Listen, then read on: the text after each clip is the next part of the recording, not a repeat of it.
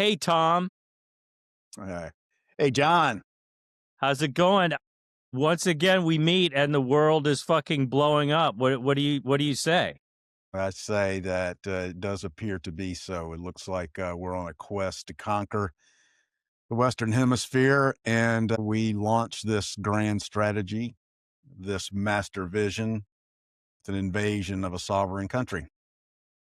Yeah, well, I don't know, man. It's not an invasion yet. I think we just went in and plucked out a dictator and acted like we conquered. That may be coming, but like I don't know. It just seems like such a contradiction, everything's still in place. Maduro's number 2 and 3, and the rest of the regime is still there. It seems kind of defiant, but then Trump's claiming um that we're running the place. And then I don't know if you had the time today. I know you were busy, but Marco Rubio was running around on the Sunday show circuit and couldn't answer a question honestly and was confronted with, hey, who's running the country? And he's like, well, we're going to, have a say in the direction of the policy.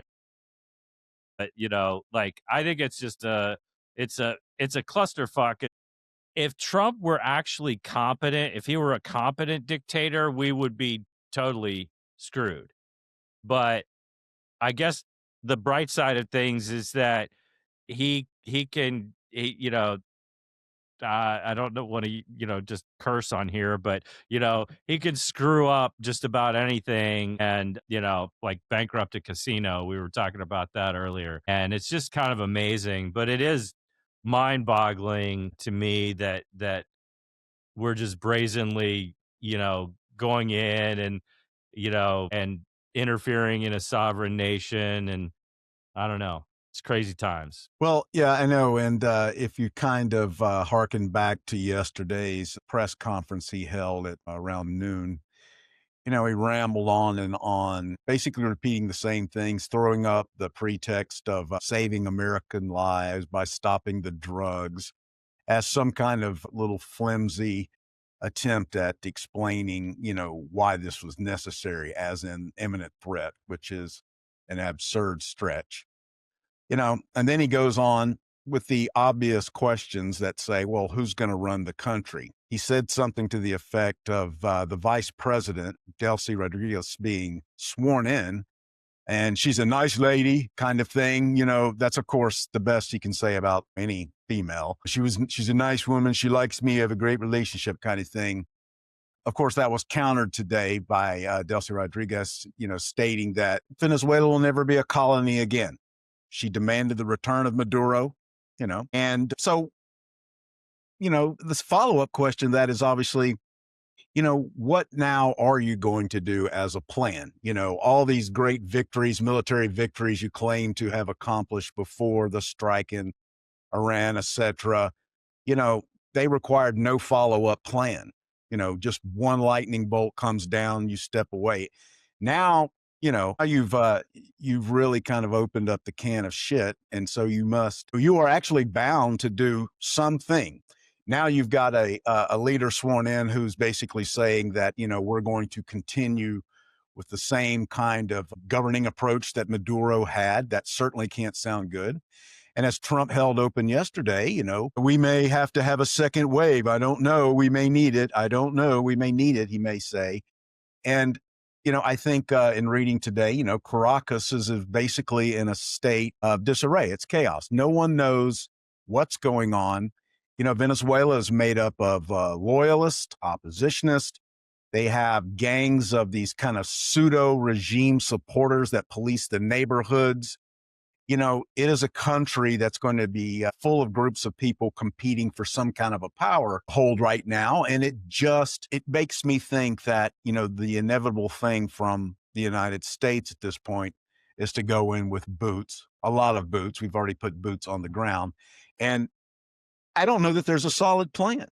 And No, I don't think there's any plan. I don't no, think they I think they did this action without a plan. I think they maybe assumed they could push Rodriguez around and get their way with her. They totally dissed the opposition leader, Maria Corina Machado. Right. Um, and said the same kind of thing. Well, she's a nice lady, but she's not really respected in the country. Totally dissed her after, I mean, she literally dedicated her Nobel Prize to Donald Trump and kissed his ass and tried to suck up to him and is just getting completely stiff. Not that, I mean, look, I think this is a cluster of epic proportion.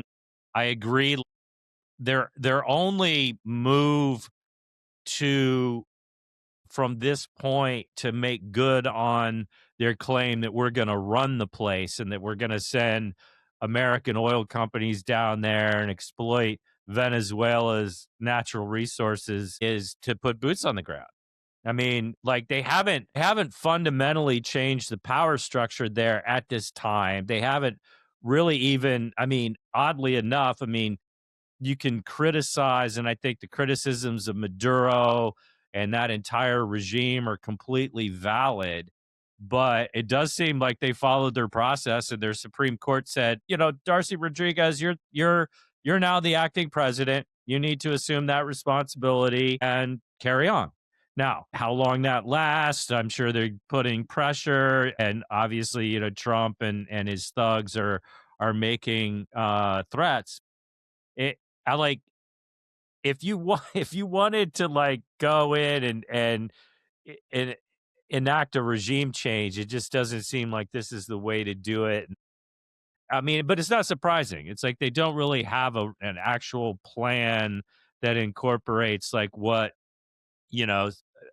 all of the sort of potential anticipated consequences and required actions are going to be. I mean, I wouldn't even some of the better U.S. presidents out there and administrations have failed miserably at nation building. So I don't see anything here other than a massive quagmire for the United States and for the Trump regime.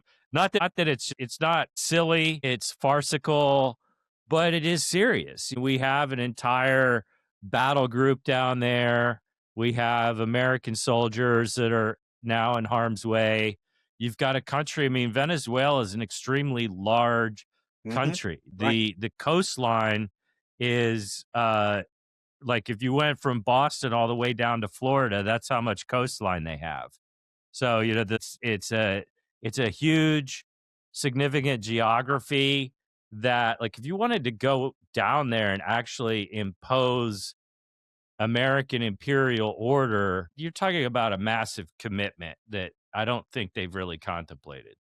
I don't think they've come like that's exactly right. I don't think any of those dum-dums have a plan at all. I think, in a phone interview this morning, for example, Trump basically, who's high on this whole victory, was saying from his golf course that, hey, used to be anti-regime change. Now we're all for regime change. And, this sounds good. And that was so much fun. There's all kind of countries in this area that could be in the crosshairs. And, They're I mean, threatening everybody. correct. I mean, and you have to understand, the Greenland. makeup, the psychological We makeup. need we And need he to said explain to them that going back to that. Greenland is not in the southern hemisphere and not technically or at least geographically part of our sphere of influence. But I don't think geography is their strong suit. But yeah, we threaten Mexico, Yeah.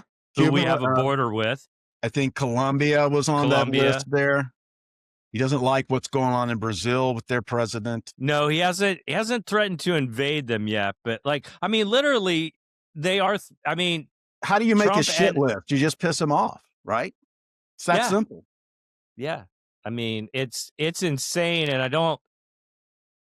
mean, I don't know. I wouldn't have anticipated really this. I mean, we knew they were going to do something after all the boat bombings and the extrajudicial killings and moving an entire battle group down there. I just like it seemed inevitable that they would do something, but like they don't.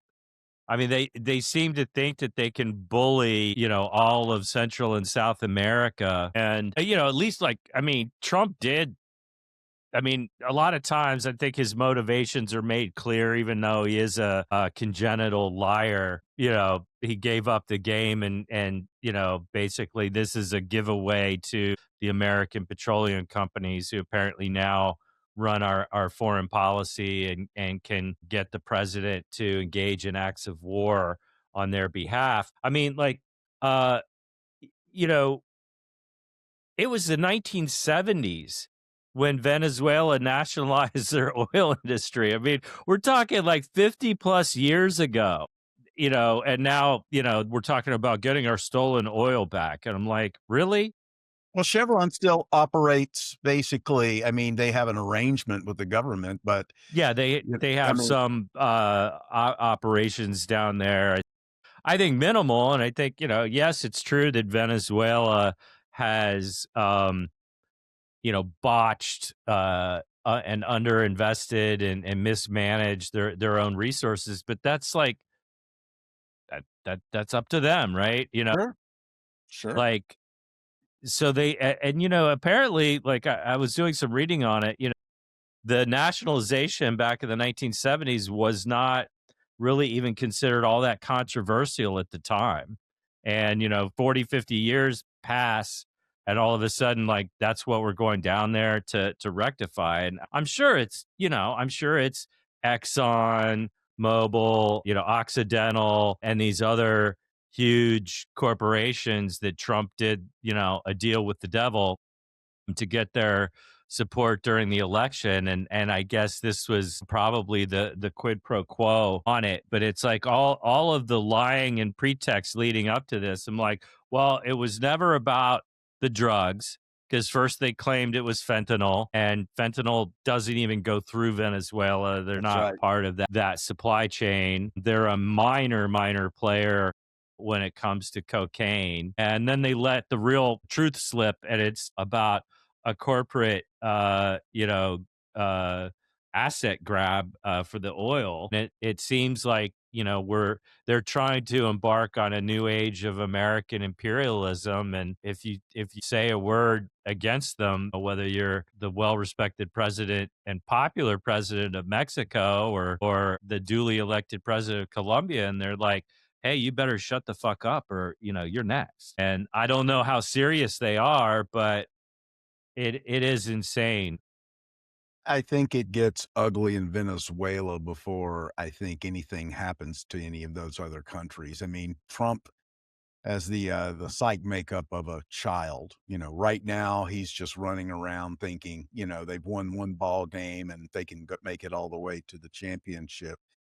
But to your point, I think, what happens now is that no oil company is going to put $1 of investment in the ground over there until that entire question is answered, right? I mean, there is Right. no They're way not they're not gonna yeah, do that, and if you're they're already not gonna getting risk resist it. I agree. Until they see a stable, secure yeah, opportunity, that's why they've largely stayed out, for this period of time to begin with. I'm sure there have been some opportunities probably to get involved to a certain degree. Yeah, they're going to look at it, and again, if you had a complete invasion and you had American control, you had an American, whatever you want to call him, a viceroy down there calling the shots everything, maybe.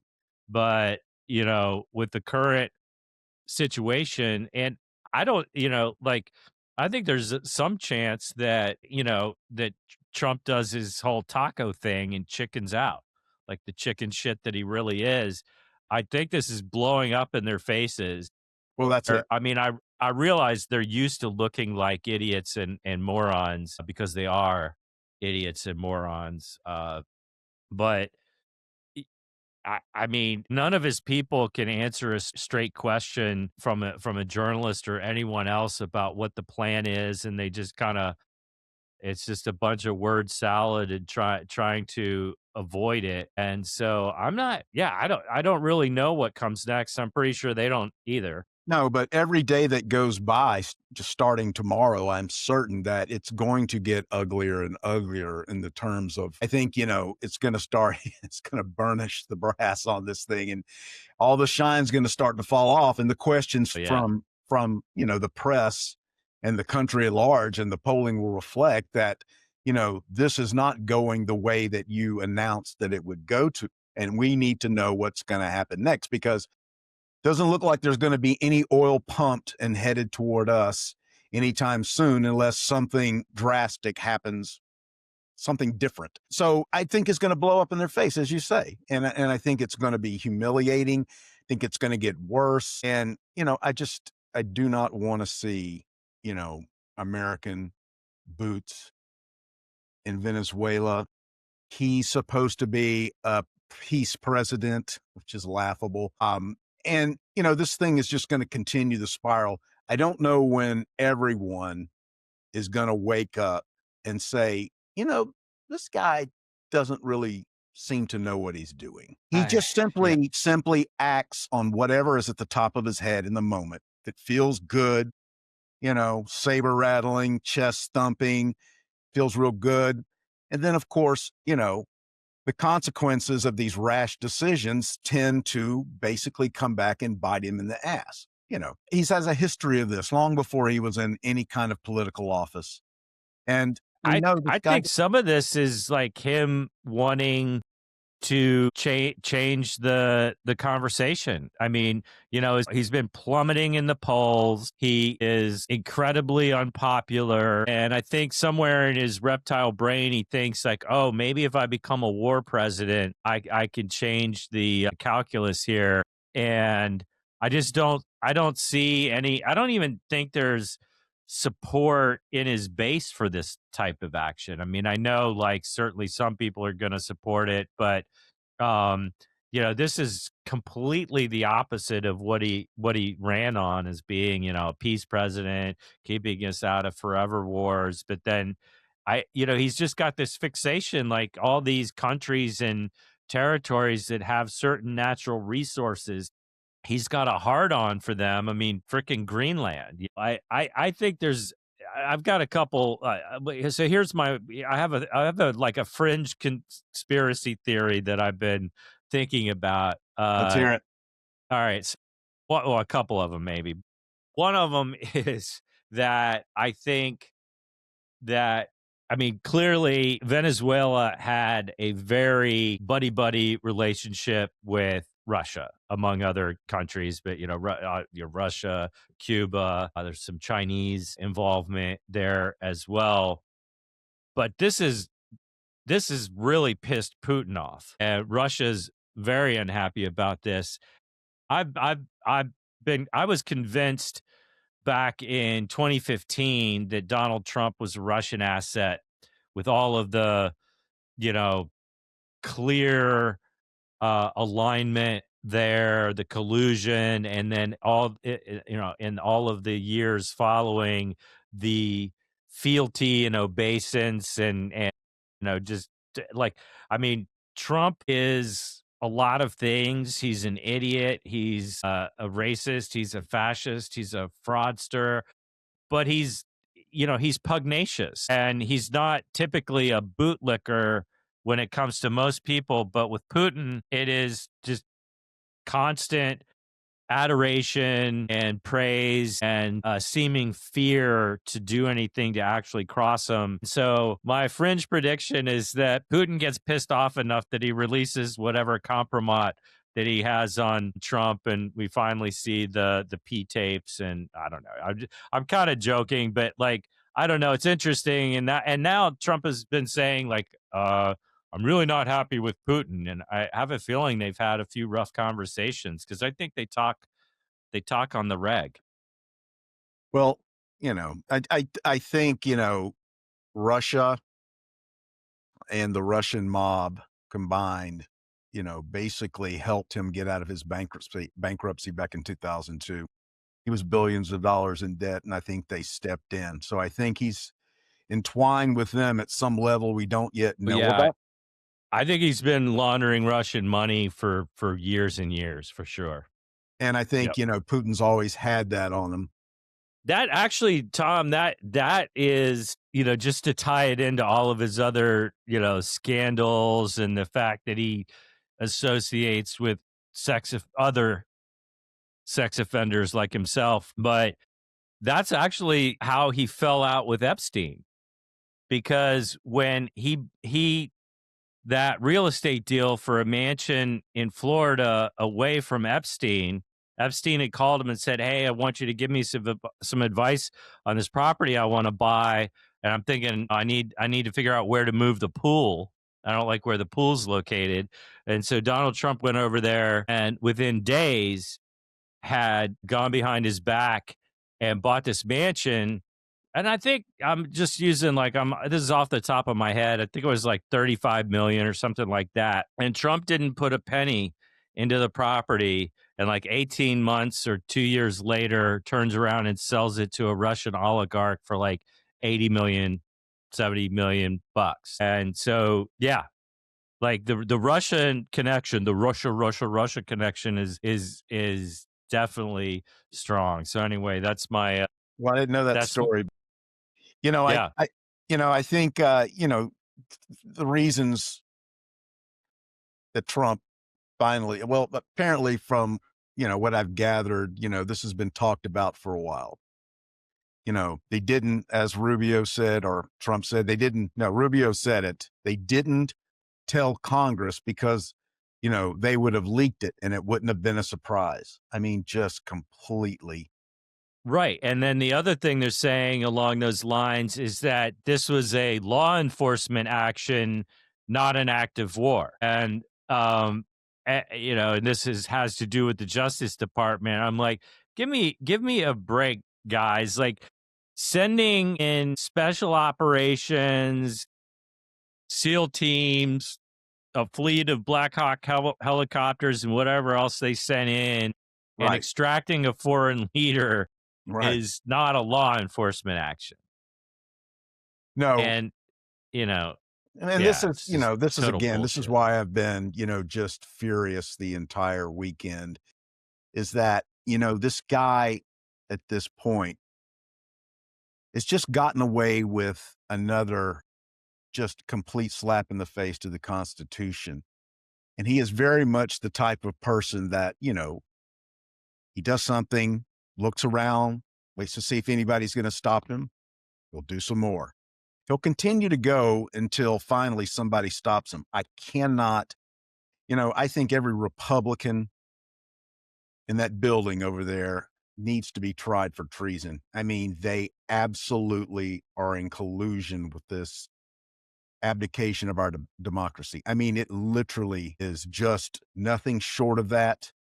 I also think I heard somewhere that, he notified the Republicans about what was going to happen, didn't tell the Democrats. I mean, this is a clear violation of constitutional law. It absolutely is high crimes. It is grounds for immediate impeachment. Absolutely grounds for immediate impeachment. I've seen a No few, doubt. No doubt. I've seen a few tweets out there where, some Republican senators have said, when did you consult Congress? This kind of thing. I mean, I wonder, what is going on, behind the scenes in their conversations with each other. When does it finally come down to them saying, this is the line and he's gone too far. He's crossed it and we have to stop him because he's going to drag them down. I mean, he is going to drag them down. This is I can't imagine any of these guys liking their life now. I mean, it just, I would just be, I would hate to wake up in the morning and see what this idiot has done. It's got to be so difficult. Problem I have, of course, with the Democrats is that they're just sitting back watching it, and just watching him burn himself to the ground. Yeah, I saw a brief clip of Chuck Schumer, like, and I mean, like, he couldn't just come out and say, "Hey, this is an unconstitutional, lawless action on the part of the president." If the Republicans had any, morality, any sense of patriotism, they Yeah, would join with patriotism. us and impeach this guy right now. Instead, he was like, well, I don't know. They say they're going to send the U.S. oil companies down, but I'd not, and he was just basically trying to explain, the situation on Trump's terms as opposed, like, because I literally think like he's such a corporate creature himself that he was like putting himself into the shoes of the oil Yep. companies Yeah, and all of that. And I'm like, dude, you're supposed to be the leader of the opposition. exactly. Act like it. Stand tall and He should be deliver a clear screaming. message on this. I mean, he should be screaming for the House to move on impeachment. He should rally everybody, saying the Senate, we're putting people together in the Senate to get the 2/3, but we're actually, this is an high crimes, clear and apparent high crimes. And we're going to call out the names of every Republican who does not join us in this. Right. Now it's not going to happen regardless, but at least like go through the motions and like Right. Yeah. At least look like stand you for know what you're doing. something.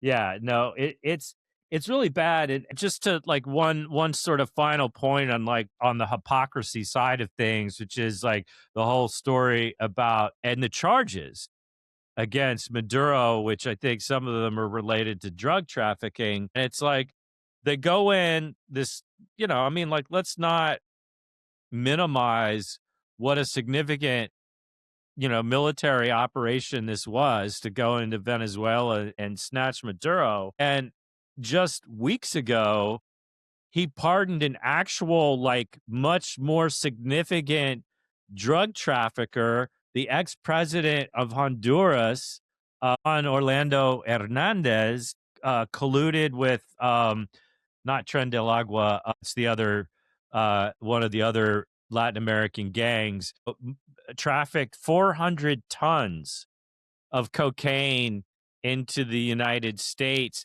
and had been convicted in a New York court, and Trump pardoned him. And they're pretending like this is not a thing, or like, well, like he was getting a raw deal and blah, blah. Like, what?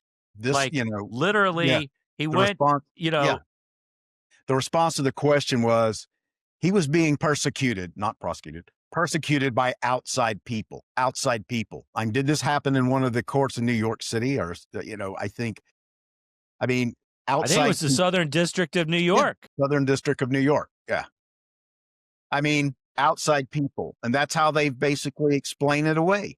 Yeah. It's an insult to the They're making a intelligence. mockery of our justice I know. system. I mean, And as a if I were a Trump supporter, I would be so insulted, because he tells them, you are so stupid that you will believe anything we say anytime. I'm going to keep going back to that time and time again. yeah, He thinks I don't ever want to hear a Republican again. And if we have one on our show or I encounter one in the street and they say something about being the party of law and order, we're throwing down because uh give me a fucking break. That they're not the party of law and order. They're the party of fraud, of scamming, of corruption. I mean, confident in saying that we have the highest level of governmental corruption in the history of this entire country. In 250 years, I don't think we've had a period where it's been worse. And we've had some bad times. I mean, during the Gilded Age, there was just a ton of shenanigans going on with the robber robber barons. barons and people with money and political influence and all that. I think we've crossed the Rubicon, and this is a lawless rogue administration. The entire Republican Party is complicit because there's no daylight between MAGA and these corrupt oligarchs and the Republican Party all the way down.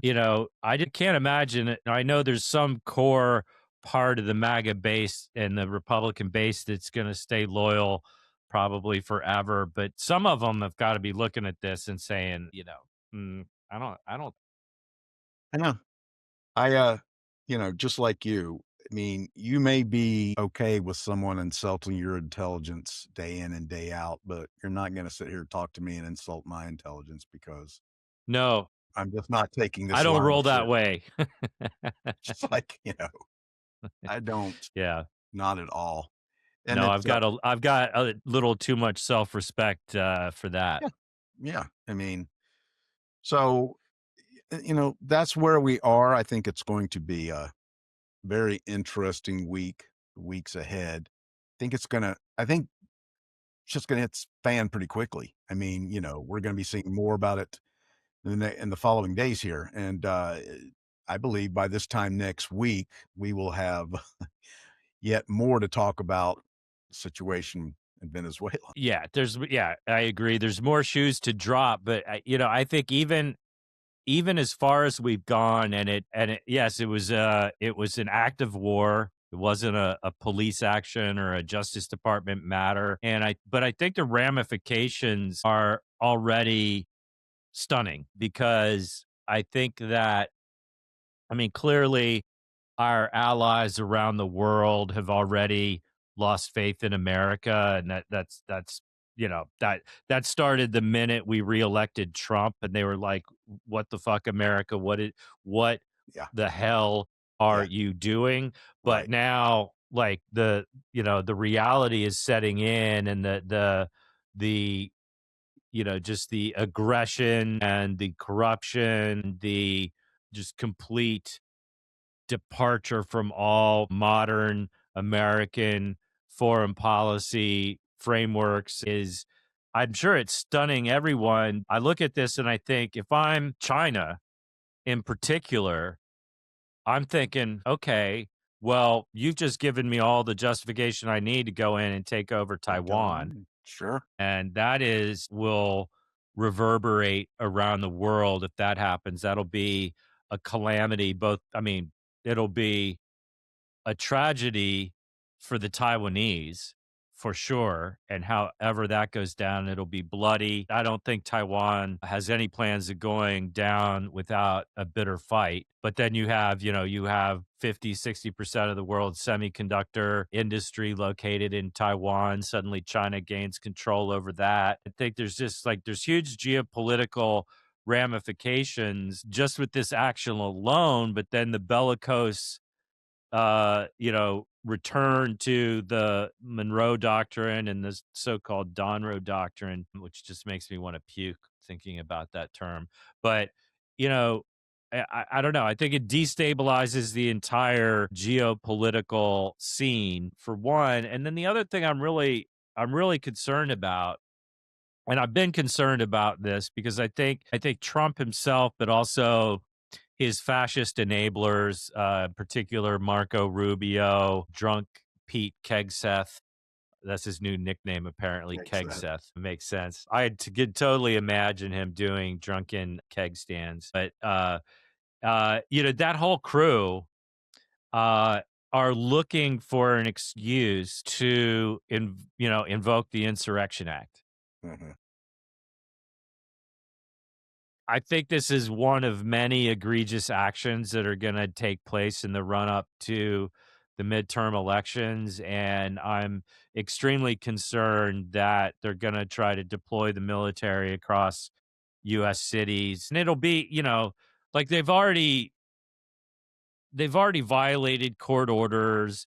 They've already defied even the Supreme Court on certain issues. Sure.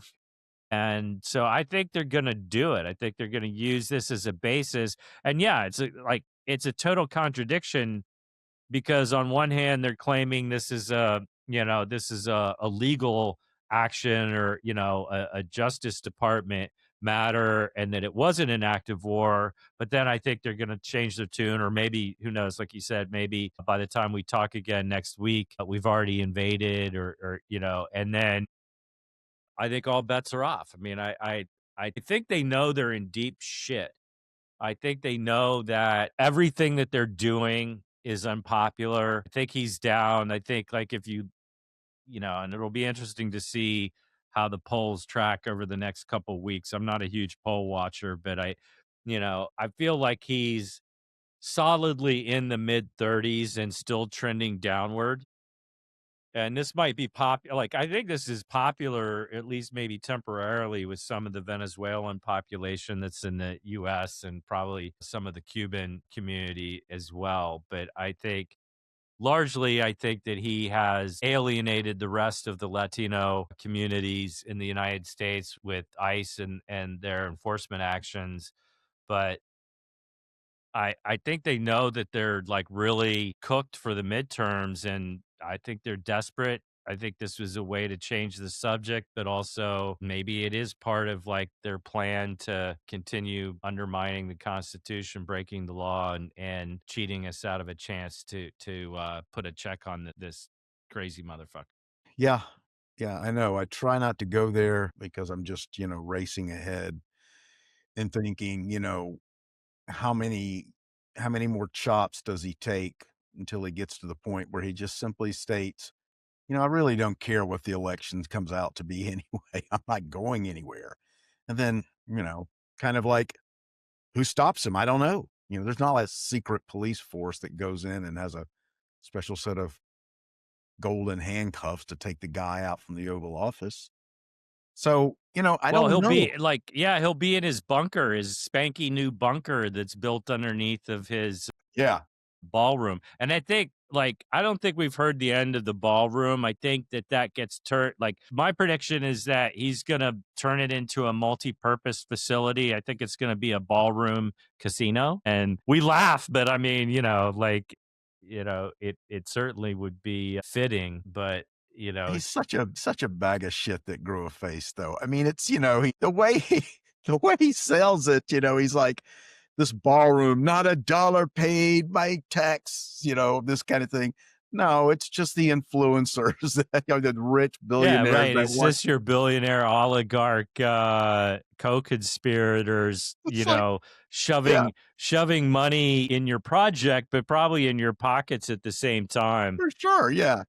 Next time I they saw need like some, I know step in. it's off topic to this segment, but like just speaking about corruption, I don't know if you saw this, but there've been some other podcasts that have done some nice work on this, but like he's basically he has this fraud scheme now uh, where he's continuing to solicit donations, but he's basically lying to people, and he has all these AI generated emails that are going out to people, and like they're it's like it's already pre-checked for like donations at 2,500 and 5,000, and it's recurring.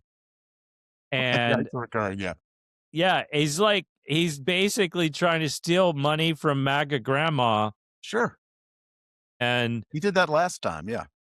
Yeah, yeah, but absolutely. I mean, it's insane, and I can't imagine like at some point, like I I his thought that base. before. I thought that I know, before. I I know. don't know.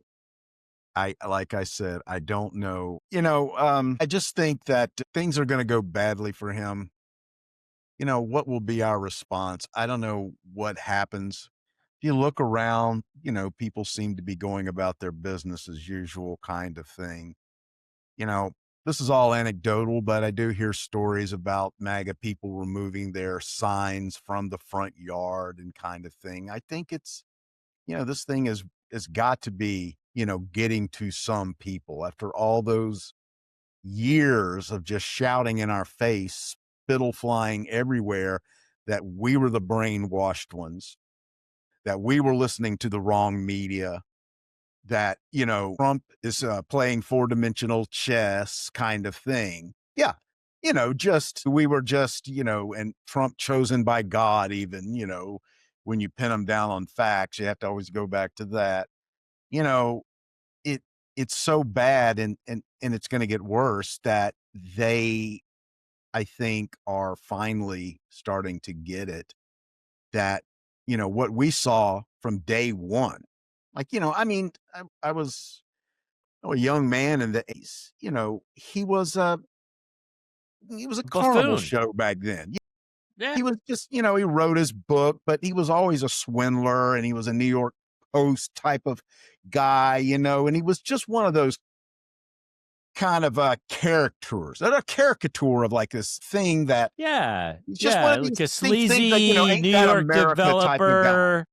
Yeah. Yeah, it was just like he was just obnoxious and gross Yeah. and like Yeah. nobody that like Nobody I took mean, him even really back then you seriously. were like, no, I'd never let my daughter anywhere near this asshole, Right. like or you know, I wouldn't give him a penny. And yeah, I don't know. It's inexplicable, but I agree. Like I think that there's been some polling recently that's showing a remarkable kind of shift within people that I identify as Republican, but now you've got almost a 50-50 split between identifying as a non-MAGA Republican as opposed to a MAGA Republican.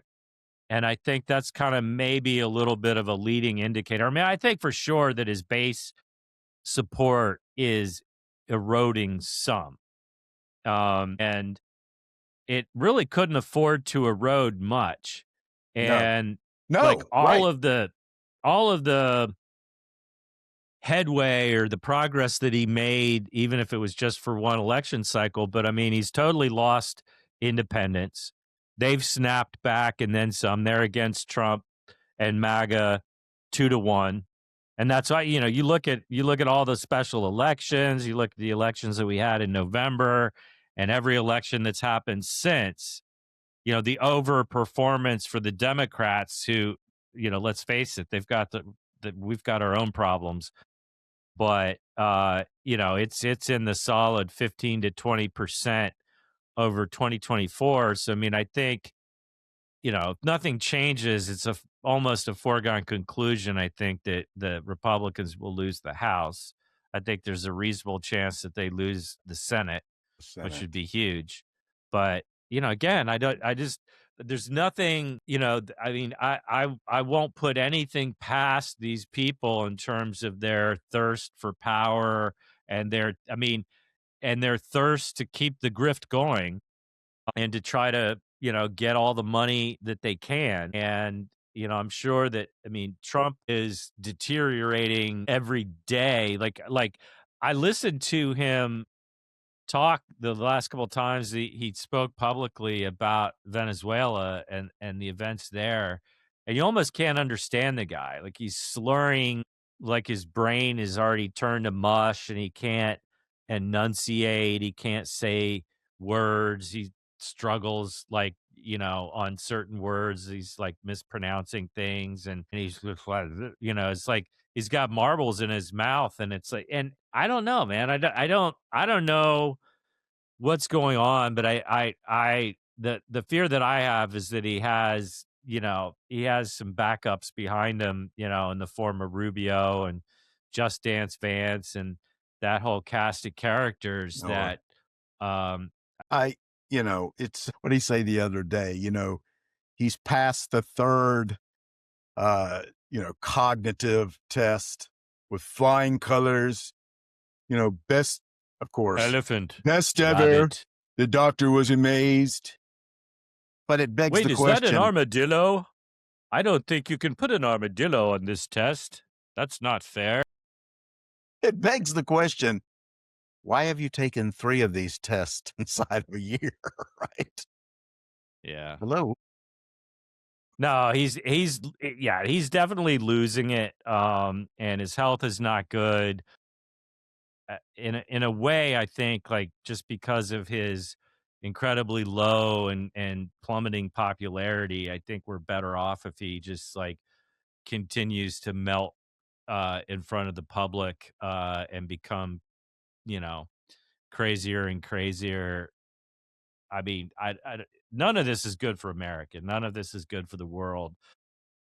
At least, you know, we can get to the point where true. Well, I don't want to say the emperor has no clothes because that is just a repugnant thought. Please, Put please, I that out of just my ate. head. Yeah, I'm sorry about that. Try to think of another phrase next time, but yeah, revealing who he really is. I mean, he's lost tremendous amount of support, obviously, in the Latino communities with ICE and everything he's done. So I think, like, politically, he's cooked. And the danger is that I don't think he knows what's going on, but I think the people that are running the show behind the scenes can recognize that their only shot is to illegally seize power, because otherwise they're going to get booted out. Yeah, I think that those people, while Trump may be immune from crimes committed while in office, they are not. I think, the analogy to the wounded animal being the most dangerous. And I think, at one point, if they're facing some kind of prosecution for the crimes that they're committing or complicit in, that there will be no downside for them to do anything that they see necessary to Right. ensure remaining in power, to prevent that. Well, if and when we retake power, there has to be a presidential crimes commission formed, and we Absolutely. need we need full and complete accountability for all crimes committed. I'm talking to you, Pam Bondi. I'm talking to you, Yep. Marco Rubio. You're a fucking war criminal, Marco Rubio. Pete Hegseth, you're a war criminal, and you're going to pay someday. We are going to make sure that you pay the price for the crimes that you've committed already and for the crimes that you most certainly will probably commit in the future. And all of these cats, if you stole taxpayer money, if you broke any law, and I still hold out hope for accountability for Trump. I think that'll only happen if we and this is, for me, if you want my vote in the Democratic primary for president in 2028, you need to you need to stand for immediate Yeah. Supreme Court reform, Yep. because they are the ones that have enabled these monsters. That's They right. are part they are part of a criminal conspiracy, That's right. and we need to do a segment on that, Tom. We need to talk about Leonard Leo, the Federalist Society, the billionaire cabal that has The dark completely money. corrupted our Supreme Court over the past several decades. That's We right. have a bunch of criminals in our Supreme Court, and they have enabled a fascist dictator, Correct. and they need to pay a price. They Correct. need to pay the price. Exactly. They are unaccountable to anyone. I know, and that is completely unacceptable. They are human beings. Absolute power corrupts absolutely, and we are watching this happen, and they could not care less. Yeah, I'm gonna Not at write all. that down. We need to do a segment on the Supreme Court, because they're maybe the biggest culprits in terms of laying the groundwork for what's happening right now. And the Democrats fell asleep at the wheel. It's unconscionable that they let this happen. They just let Mitch McConnell and the Federalist Society roll over them. Should have, I mean, I'm no fan of Merrick Garland. I thought he was a terrible attorney general, but he probably would have been a decent Supreme Court justice. And Obama completely wussed out, should have appointed him during recess, should have done a recess appointment and said, you know what, Mitch McConnell, if you're going to abrogate your constitutional duty to advise and consent, Right. I'm putting him in anyway. And the Democrats need to learn a lesson from that and from everything that's happened, that when you have power, you wield power. You wield it for the people, and you That's right. don't let a rogue, anti take over the country and pervert and corrupt our democracy. So that's my passionate plea. We can probably end there. And at the end of the show, we'd like to just say we appreciate everybody watching, listening to this. If it resonates with you, absolutely please subscribe to our channel. We're available on most or all of the major platforms. Hit like, hit us with some comments. We'd love to hear your feedback. And we're going to bring you just a ton of really relevant content and straight talk in 2026. And we're going to fight these fascist bastards until we have no breath left in Exactly. our Yeah. bodies. Well said. Well said. Nothing to add. All right, Tom, All right, John. Have a signing good out. evening. You See you too. soon. All right.